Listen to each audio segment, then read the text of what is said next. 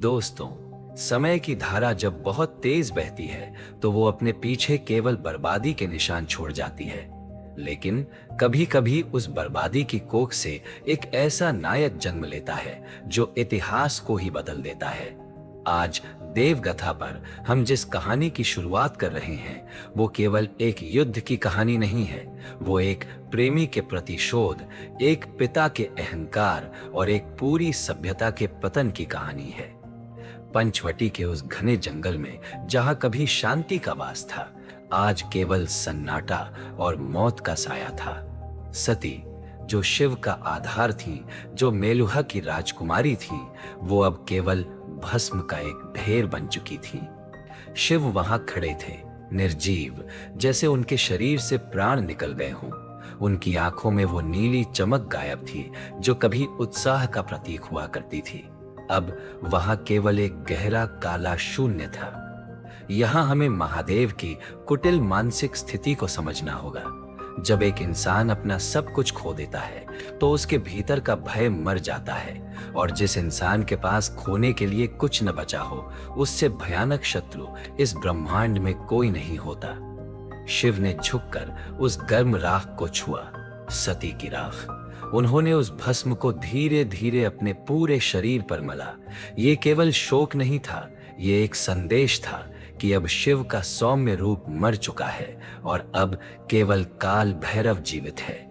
शिव ने आकाश की ओर देखा और एक ऐसी गर्जना की जिससे हिमालय की चोटियां कांप उठी। सती की मृत्यु केवल एक हत्या नहीं थी, वो सम्राट दक्ष की कुटिल राजनीति का परिणाम थी। दक्ष, जिसने अपने अहंकारी आत्ममोह में आकर अपनी ही बेटी को एक राजनीतिक मोहरे की तरह इस्तेमाल किया। दक्ष को लगता था कि वो शिव को नीचा दिखाकर अपनी सत्ता को अमर कर लेगा, लेकिन वो ये नहीं जानता था कि उसने प्रलय को न्योता दे दिया है। शिव ने महसूस किया कि मेलुहा, जिसे दुनिया स्वर्ग मानती थी, वो असल में एक खूबसूरत झूठ था। उस चमकते हुए साम्राज्य की नींव उन नागाओं के खून और पसीने पर टिकी थी जिन्हें समाज ने अशुभ कहकर दुत्कार दिया था। शिव ने देखा कि सोमरस केवल एक औषधि नहीं थी, वो एक मानसिक जाल था जिसने मेलुहा पे नागरिकों की आत्मा को खरीद लिया था। सोमरस के बदले लोग अपनी नैतिकता, अपना विवेक और अपना धर्म तक भूल चुके थे। शिव ने कसम खाई, सती के उस अधजले शरीर की कसम, पंचवटी की उस लहूलुहान मिट्टी की कसम, कि वे इस व्यवस्था को जड़ से उखाड़ देंगे। उन्होंने वायुपुत्रों की शपथ ली। वायुपुत्र, वो गुप्त रक्षक जिन्हें स्वयं पिछले महादेव भगवान रुद्र ने बनाया था, ताकि जब बुराई अपनी सीमा पार करे तो उसे नष्ट किया जा सके। शिव जानते थे कि वायुपुत्रों तक पहुंचना कठिन है। हिमालय के बर्फीले पहाड़, जहां ऑक्सीजन दम तोड़ देती है, अब महादेव का नया घर होने वाले थे। हिमालय की उन अगम्य चोटियों के बीच शिव की मुलाकात भगवान परशुराम से हुई। परशुराम और शिव का मिलन दो महान विचारधाराओं का संगम था।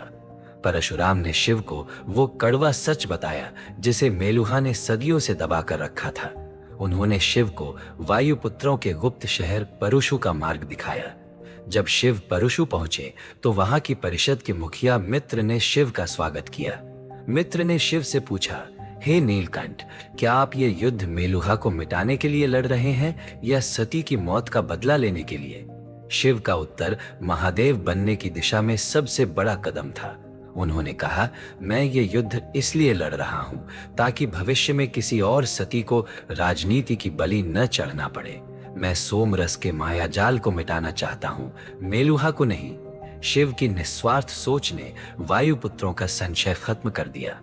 उन्होंने महादेव को दैवी अस्त्रों से परिचित कराया और सिखाया कि असली शक्ति अस्त्र चलाने में नहीं, बल्कि उसे रोक कर रखने के संयम में होती है। वायुपुत्रों के आशीर्वाद के साथ शिव वापस रणभूमि की ओर मुड़े। इस धर्म युद्ध की कमान महादेव ने अपने दो पुत्रों गणेश और कार्तिकेय को सौंपी। गणेश मायावी युद्ध के स्वामी थे, जिन्होंने शत्रु के मस्तिष्क पर प्रहार किया और उनकी रसद काटकर उन्हें भीतर से कमजोर कर दिया। दूसरी तरफ कार्तिकेय शौर्य के प्रतीक थे, जिनकी बिजली जैसी गति ने मेलुहा की घेराबंदी को छिन्न भिन्न कर दिया। जैसे जैसे शिव की सेना मेलुहा के करीब आई, सम्राट दक्ष का पागलपन बढ़ता गया। उसने मास मैनिपुलेशन के जरिए अपनी प्रजा को गुमराह किया। जब शिव का शांति प्रस्ताव ठुकरा दिया गया और उनके दूतों की हत्या हुई तो युद्ध का शंखनाद हुआ। मेलुहा की आधुनिक तकनीक एक तरफ थी और दूसरी तरफ महादेव का प्रचंड आक्रोश। युद्ध के बीच जब दक्ष ने ब्रह्मास्त्र को सक्रिय कर पूरी सभ्यता को मिटाने की धमकी दी, तब शिव को पाशुपतास्त्र का आवाहन करना पड़ा। आकाश काला पड़ गया, हवाएं प्रलयकारी हो गईं। शिव ने अस्त्र छोड़ा और मेलुहा की घमंडी दीवारें, सोमरस के कारखाने और दक्ष का अहंकार सब कुछ पल भर में राख के ढेर में बदल गया। परंतु इस विजय का मूल्य बहुत भारी था। महाविनाश की ऊर्जा ने पवित्र सरस्वती नदी का मार्ग अवरुद्ध कर दिया और वो धीरे धीरे पाताल में लुप्त हो गई। शिव की आंखों से रक्त के आंसू बह निकले। उन्हें एहसास हुआ कि बुराई मिटाने की कीमत अक्सर अच्छाई को चुकानी पड़ती है। खंडहरों के बीच महादेव ने दक्ष को मृत्युदंड नहीं दिया, बल्कि उसे जीवित रहकर अपनी बनाई तबाही को देखने का श्राप दिया। ये दक्ष की कुटिल मानसिकता पर सबसे बड़ा प्रहार था। युद्ध समाप्त हुआ, सोमरस का अंत हुआ और समाज में नागाओं को बराबरी का अधिकार मिला। अंत में महादेव ने सत्ता का मोह त्याग दिया।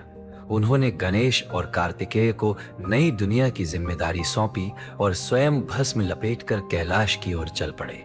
उन्होंने अपनी जटाओं से गंगा को आजाद किया और सती की यादों को हृदय में संजोकर महाप्रयाण किया। सरस्वती नदी भले ही लुप्त हो गई, पर उसने जाते जाते भारतवर्ष को आत्मज्ञान का मार्ग दिया। नीलकंठ ने साबित कर दिया कि भगवान हमारे कर्मों में निवास करते हैं। तो दोस्तों, ये थी वायुपुत्रों की शपथ की वो संपूर्ण गाथा जो हमें सिखाती है कि हमारे भीतर का लालच ही सोमरस है और हमारा अहंकार ही दक्ष है। अपने भीतर के शिव को जगाएं और बुराई का अंत करें। बोलिए हर हर महादेव।